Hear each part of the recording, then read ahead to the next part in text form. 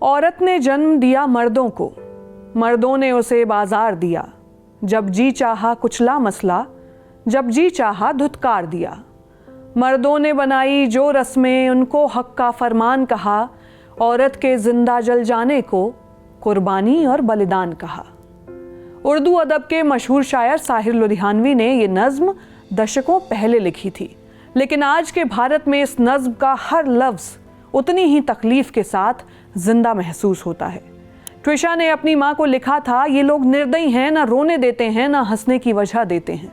पलक ने मौत से 20 मिनट पहले अपने पिता से कहा था, ये लोग कार और सोने की चेन मांग रहे हैं, मुझे यहाँ से ले जाओ, नहीं तो ये लोग मुझे मार डालेंगे। ये उस सोच का नतीजा है जहाँ औरत को इंसान नहीं बल्कि ऑब्जेक्ट यानी सौदे की वस्तु समझा जाता है, जहाँ शादी को रिश्ते से ज्यादा लेन देन माना जाता है। दहेज नहीं, केवल दान जो बना है, जो दिया है वो इस प्रकार है। दहेज की मांग पूरी ना होने पर कई महिलाओं को अपनी जान तक गंवानी पड़ती है।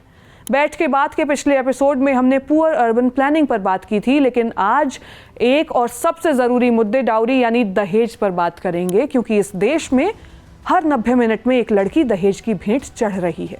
वीडियो में जानेंगे कि दुनिया की सबसे तेज़ी से बढ़ती अर्थव्यवस्था वाले देश में आज भी दहेज क्यों जिंदा है, इसे कैसे रोका जा सकता है, और इस अंधेरे के बीच कुछ ऐसी कहानियां भी बताएंगे जो उम्मीद की किरण दिखाती हैं। तो चलिए दहेज और दहेज हत्या पर बैठ के बात करते हैं, क्योंकि सभी ज़रूरी मुद्दों और उनके समाधान पर बैठकर ही बात होती है।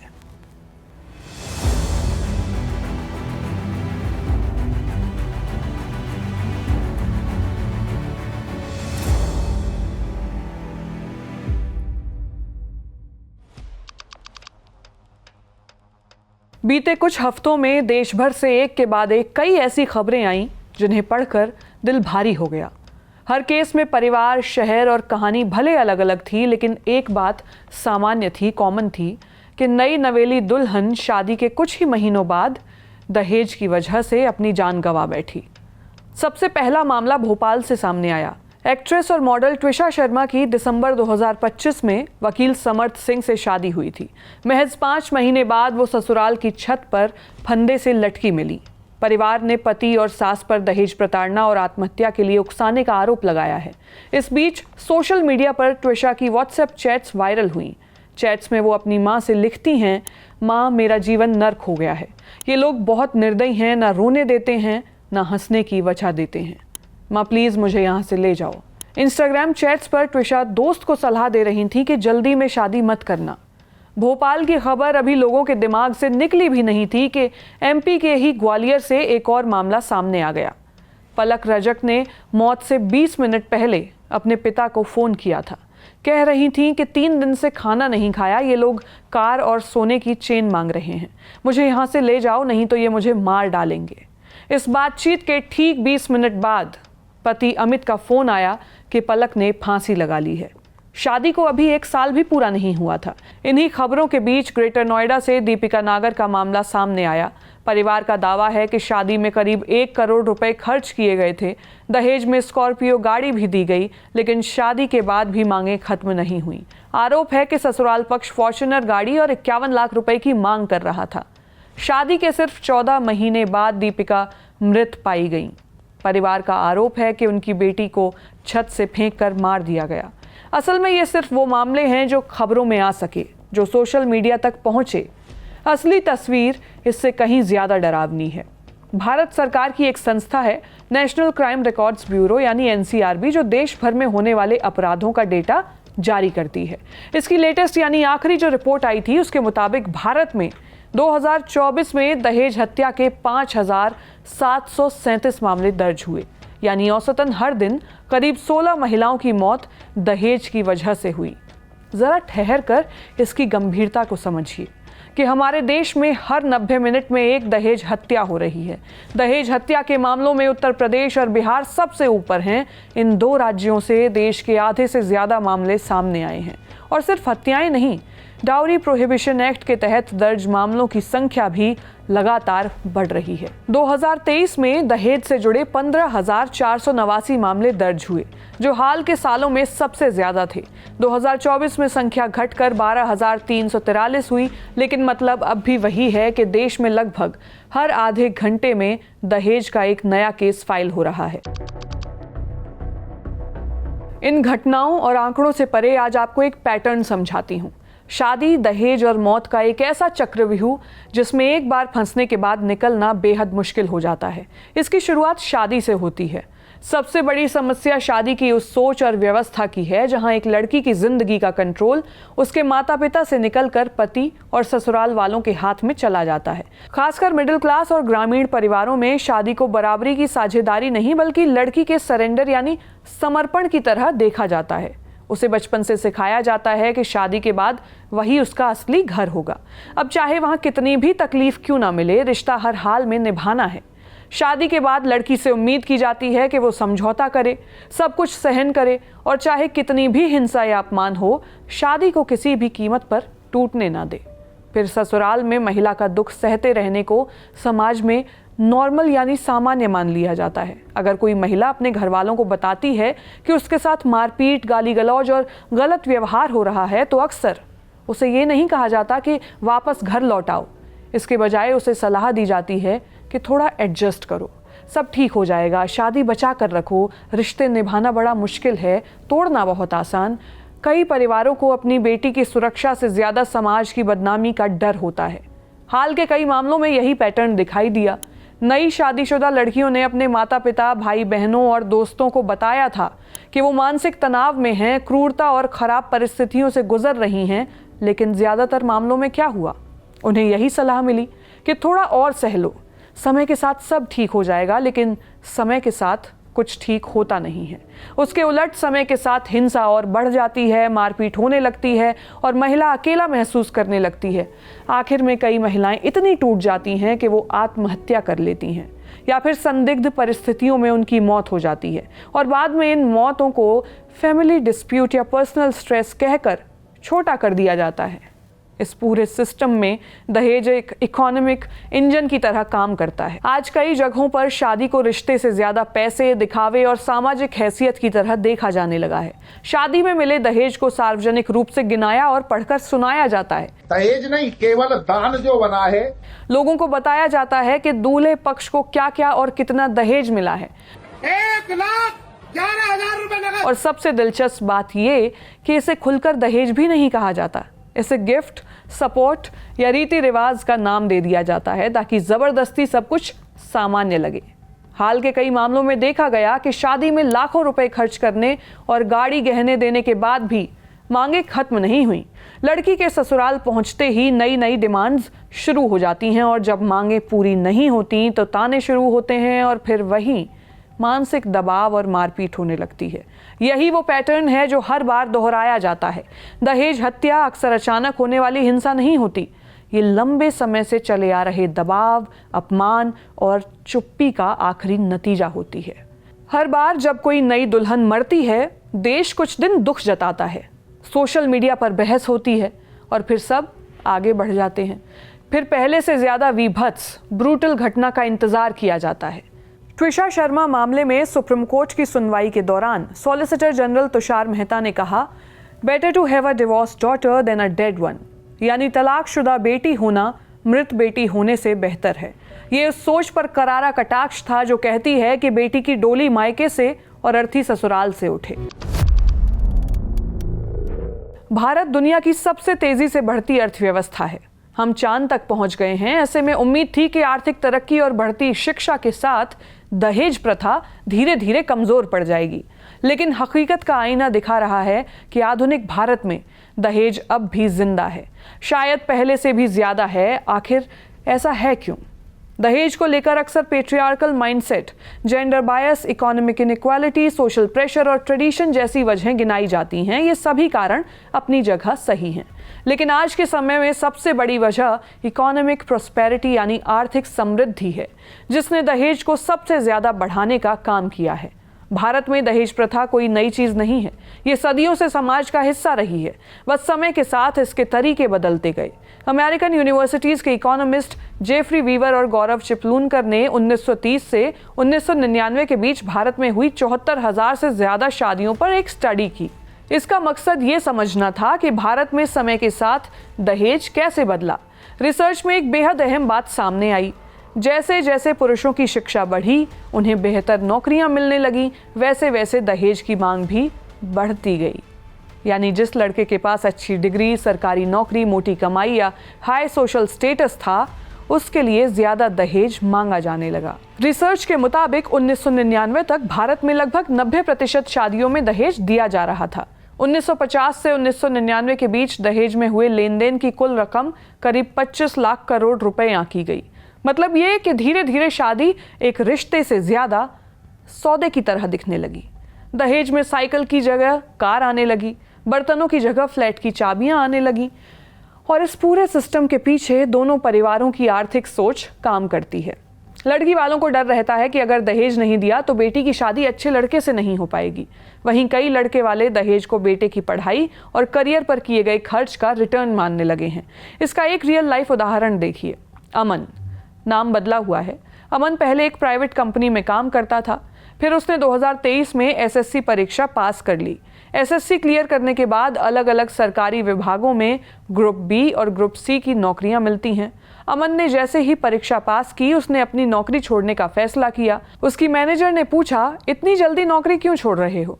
अमन ने गर्व से जवाब दिया, मैंने एसएससी निकाल लिया है, अब मेरी कीमत 25 लाख रुपए हो गई है। मैनेजर को पहले समझ नहीं आया। उन्होंने पूछा, क्या वहाँ इतनी ज़्यादा सैलरी मिलेगी? अमन हंस पड़ा। उसने कहा, नहीं मैम, सैलरी तो करीब 35,000 रुपये महीना होगी, लेकिन अब मैं सरकारी नौकरी वाला हूँ। ऐसे में शादी में मेरा रेट 25 लाख रुपए हो गया है। ये सिर्फ अमन की कहानी नहीं है। भारत के कई हिस्सों में आज भी दूल्हों की रेट लिस्ट चलती है। लड़के की नौकरी जितनी बड़ी, दहेज की मांग उतनी ज्यादा होती है। बिजनेस स्टैंडर्ड की एक रिपोर्ट के मुताबिक बिहार में आईएएस अधिकारियों के लिए दहेज की रकम 1 करोड़ से 5 करोड़ रुपए तक फिक्स है। वहीं डॉक्टर और इंजीनियर की शादी में भी लाखों रुपए की मांग आम बात है। यहाँ तक कि कई जगहों पर ग्रुप डी सरकारी नौकरियों तक के रेट तय हैं। एक इन्वेस्टिगेटिव रिपोर्ट में सामने आया कि बिहार के कई बड़े मैरिज ब्यूरोज, इनमें दहेज की पूरी रेट लिस्ट चल रही थी। बीपीएससी टीचर दूल्हे के करीब 18 लाख रुपए और एसयूवी की मांग होती है। वहीं दरोगा या बैंक पीओ दूल्हे के लिए करीब 20 लाख रुपए तक की डिमांड रहती है। यहाँ एक अजीब सी विरोधाभास की स्थिति है। बचपन से सुनते आए हैं कि शिक्षा समाज को बदलती है, शिक्षा बराबरी लाती है, सोच बदलती है, लेकिन दहेज के मामले में बिल्कुल उल्टा हो रहा है। इकोनॉमिस्ट सौम्यनेत्र मुंशी का एक फेमस रिसर्च पेपर है, education and dowry, an economic exploration. इसमें बताया गया है कि लड़के की पढ़ाई जितनी ज्यादा होती है, दहेज की मांग भी उतनी बढ़ जाती है। वहीं लड़की की पढ़ाई का दहेज पर उतना असर नहीं पड़ता। यानी शादी के बाजार में लड़के की डिग्री और नौकरी और कमाई उसके लिए दहेज की रकम बढ़ाने का काम कर रही है, लेकिन यूरोप में ऐसा नहीं हुआ। यूनिवर्सिटी ऑफ ब्रिटिश कोलंबिया की सिवान एंडरसन ने इस विषय पर एक रिसर्च पेपर लिखा। उसमें बताया गया कि भारत के उलट यूरोप समेत कई सोसाइटीज में जैसे जैसे लोगों की संपत्ति और आमदनी बढ़ी, दहेज की प्रथा कमजोर पड़ती चली गई। लेकिन भारत जैसे जाति आधारित समाजों में बढ़ती आर्थिक समृद्धि के साथ दहेज की रकम भी बढ़ती चली गई। तर्क दिया गया कि जब आधुनिकीकरण के कारण एक ही जाति के भीतर अमीर और गरीब का अंतर बढ़ता है, तो अच्छे वर को पाने के लिए प्रतिस्पर्धा तेज हो जाती है और दहेज बढ़ता है। यानी आर्थिक तरक्की और आधुनिकता ने भारत में दहेज प्रथा को जिंदा रखने का काम किया है। क्या दहेज और दहेज के कारण होने वाली हत्याओं को रोका जा सकता है? जवाब है हाँ, लेकिन इसके लिए नियम और कानूनों को सही से लागू करना होगा। आपको जानकर हैरानी भी हो सकती है कि भारत में 65 साल पहले से ही दहेज के खिलाफ सख्त कानून है, लेकिन फिर भी दहेज का लेन देन बेरोक टोक जारी है। साल 1961 में डाउरी प्रोहिबिशन एक्ट यानी दहेज निषेध अधिनियम बनाया गया था। एक्ट की धारा 3 के मुताबिक अगर कोई भी व्यक्ति, चाहे दूल्हे का परिवार हो या दुल्हन का, दहेज देता है, लेता है या किसी को देने या लेने में मदद करता है, तो वो अपराधी माना जाएगा। उसे कम से कम 5 साल की सजा होगी। साथ ही न्यूनतम 15,000 या दहेज की राशि, दोनों में जो भी ज्यादा हो उसको जुर्माने की सजा माना जाएगा, वो सजा के तौर पर देना होगा। सेक्शन 4 के मुताबिक यदि कोई व्यक्ति प्रत्यक्ष या अप्रत्यक्ष रूप से दहेज की मांग करता है तो उसे न्यूनतम 6 महीने से अधिकतम 2 साल तक की जेल और 10,000 तक जुर्माने की सजा होगी। आगे चलकर 1984 और 1986 में कानून में संशोधन भी किए गए। सजा बढ़ाने के साथ ही एनफोर्समेंट मैकेनिज्म में सुधार किया गया। आईपीसी में धारा 304B जोड़ी गई, जिसे अब भारतीय न्याय संहिता यानी BNS की धारा 80 कहते हैं। इसके तहत शादी के 7 साल के भीतर असामान्य परिस्थितियों में किसी महिला की मौत को दहेज हत्या की श्रेणी में रखा जा सकता है और दोषियों को 7 साल से लेकर उम्र कैद तक की सजा का प्रावधान है। BNS की धारा 85 के तहत अगर पति या ससुराल वाले महिला को आत्महत्या के लिए मजबूर करें, उसे शारीरिक या मानसिक नुकसान पहुंचाएं तो उन्हें 3 साल की सजा और जुर्माना हो सकता है। यानी कागज पर कानून पूरी तरह मौजूद है, कड़ी सजाएं हैं, फिर भी हर 90 मिनट में एक दहेज हत्या हो रही है। आखिर क्यों? एक्सपर्ट्स इसके लिए 2 बड़ी वजह बताते हैं। पहली वजह, न्याय मिलने में देरी। सरकारी आंकड़ों के मुताबिक हर साल दहेज के सामने आने वाले 7,000 मामलों में से सिर्फ 4,500 में ही समय पर चार्जशीट दायर हो पाती है। जो मामले अदालत तक पहुंचते हैं उनमें से 90% में असामान्य देरी होती है। देर होने से सबूत कमजोर पड़ते हैं, गवाह मुकरते हैं और दोषी बेदाग बच निकलते हैं। दूसरी वजह, कन्विक्शन रेट यानी दोष सिद्धि दर काफी कम होना है, यानी ये साबित कर पाना कि दोषी कौन है। 2017 से 2022 के बीच देश भर में दहेज हत्या के 35,000 से ज्यादा मामले दर्ज हुए, यानी औसतन हर दिन 20 केस। लेकिन NCRB के आंकड़ों के मुताबिक 6 में से मुश्किल से 1 मामले में ही सजा हो पाती है। दहेज के मामलों में नेशनल कन्विक्शन रेट महज 11 से 17% है, यानी ज्यादातर मामलों में आरोपी सजा से बच निकलते हैं। जब समाज को ये संदेश मिलने लगे कि कानून होने के बावजूद सजा की संभावना बेहद कम है, तब कानून का डर भी कमजोर पड़ जाता है। ऐसे में कंप्लेंट फाइल के प्रोसेस को आसान बनाना चाहिए। पुलिस को ऐसे मामलों को गंभीर आपराधिक मामलों की तरह ट्रीट करना चाहिए। सुनवाई फास्ट ट्रैक कोर्ट्स में होनी चाहिए ताकि सजा जल्दी तय हो। एक्सपर्ट्स बताते हैं कि सिर्फ कानून के भरोसे भी नहीं बैठा जा सकता। महिलाओं को आर्थिक रूप से आत्मनिर्भर बनाना इस दिशा में पहला ठोस कदम है। रिसर्च भी यही कहती है कि जिन इलाकों में महिलाओं की शिक्षा बढ़ी है, वहां दहेज की रकम घटी है। यानी दहेज के खिलाफ लड़ाई सिर्फ अदालतों में नहीं, बल्कि स्कूल्स, घरों और समाज की सोच में भी लड़ी जानी चाहिए। दहेज पर बात करते समय अक्सर दर्द, हिंसा और मौत की कहानियां सामने आती हैं, लेकिन इस अंधेरे के बीच कुछ ऐसी मिसालें भी हैं जो उम्मीद की किरण दिखाती हैं। ये कहानियां बताती हैं कि अक्सर समाज ठान ले तो सदियों पुरानी दहेज जैसी कुप्रथा को खत्म किया जा सकता है। पहली कहानी केरल के नीलांबुर की है। तिरुवनंतपुरम से करीब 400 किलोमीटर उत्तर में स्थित नीलांबुर गांव की स्थिति 2007 में बेहद चिंताजनक थी। गांव की 1300 लड़कियों की शादी इसलिए नहीं हो पा रही थी क्योंकि उनके परिवार दहेज नहीं दे सकते थे। 40% परिवार दहेज चुकाते चुकाते दिवालिया होने की कगार पर थे। 1/3 परिवारों ने बेटी की शादी के लिए अपनी जमीनें गिरवी रखी थीं। गांव में होने वाले 52% तलाक की वजह शादी के बाद बढ़ती दहेज की मांग थी। 2009 में गांव के लोगों ने फैसला किया कि बस अब नहीं। उस समय के नगरपालिका अध्यक्ष आर्यदान शौकत के नेतृत्व में 1 साल के भीतर नीलांबुर को दहेज मुक्त बनाने का संकल्प लिया गया। घर घर जागरूकता अभियान चला, नुक्कड़ नाटक हुए, वर्कशॉप्स हुई, स्कूली बच्चों को आंदोलन में शामिल किया गया। दहेज विरोधी संगठन बने, मुखबिर तैनात किए गए, साथ ही सामूहिक विवाह कराए गए। यहाँ तक कि dowryfreemarriage.com नाम की एक वेबसाइट भी लॉन्च की गई, जहां दुनिया के किसी भी कोने से कोई भी दहेज मुक्त विवाह के लिए अपनी प्रोफाइल बना सकता था। घर घर जाकर लोगों को समझाया गया कि दहेज सिर्फ आर्थिक बोझ नहीं बल्कि सामाजिक शोषण का जरिया है। इन लगातार प्रयासों का असर दिखाई दिया। इसके बाद नीलांबुर को दहेज मुक्त गांव के मॉडल के तौर पर पहचान मिलने लगी। ऐसे ही एक मिसाल बिहार के बगहा इलाके के गोबरहिया गांव में भी देखने को मिलती है। गोबरहिया गांव और यहाँ के थारू समुदाय को दहेज का मतलब ही नहीं पता। समुदाय में दहेज लेना अपमान और पाप माना जाता है। हर साल यहाँ सैकड़ों शादियां होती हैं, लेकिन नियम साफ है, न दूल्हे का परिवार दहेज मांगता है और न दुल्हन का परिवार दहेज देता है। शुभ संकेत के तौर पर सिर्फ 5 या 11 रुपए दिए जाते हैं। सबसे दिलचस्प बात यह कि गांव उसी बिहार में है जहां आज भी दहेज हत्या के सबसे ज्यादा मामले दर्ज होते हैं। ऐसे माहौल में गोबरिया गांव ये साबित करता है कि समस्या समाज में है तो समाधान भी समाज के भीतर ही मौजूद है। सीख तो मेघालय की खासी, जयंतिया और गारो जनजातियों से भी ली जा सकती है। इनके बीच मैट्रिलिनियल सिस्टम यानी मातृवंशीय व्यवस्था चलती है। अब इसमें क्या होता है? इसमें परिवार की पहचान और वंश मां के नाम से आगे बढ़ता है। संपत्ति में बेटियों को अधिकार मिलता है। सबसे छोटी बेटी को संपत्ति की मुख्य उत्तराधिकारी माना जाता है। उसी पर माता पिता की देखभाल की जिम्मेदारी होती है। शादी के बाद अक्सर लड़का लड़की के परिवार के साथ रहने आता है। दहेज जैसा कुछ भी लेन देन ही नहीं होता। इन दोनों कहानियों में से एक बात साफ होती है कि दहेज कोई ऐसी परंपरा नहीं है जिसे खत्म नहीं किया जा सकता। जब समाज, प्रशासन और नई पीढ़ी मिलकर बदलाव की जिम्मेदारी उठाते हैं तो सदियों पुरानी कुप्रथाएं भी टूट सकती हैं। शायद दहेज के खिलाफ असली लड़ाई अदालतों से पहले समाज की सोच में जीतनी होगी। इस वीडियो में फिलहाल इतना ही। हम हर हफ्ते इसी तरह किसी ज़रूरी मुद्दे पर बैठ के बात करेंगे। आप इस पूरे विषय पर क्या सोचते हैं या आपने भी कुछ ऐसा झेला है तो आप हमें कमेंट सेक्शन में ये शेयर कर सकते हैं, साझा कर सकते हैं। अपनी राय हमें कमेंट सेक्शन में ज़रूर बताएं। जिस्ट की ये कोशिश अगर आपको पसंद आई हो तो वीडियो को लाइक कीजिएगा और चैनल को सब्सक्राइब कीजिएगा। शुक्रिया।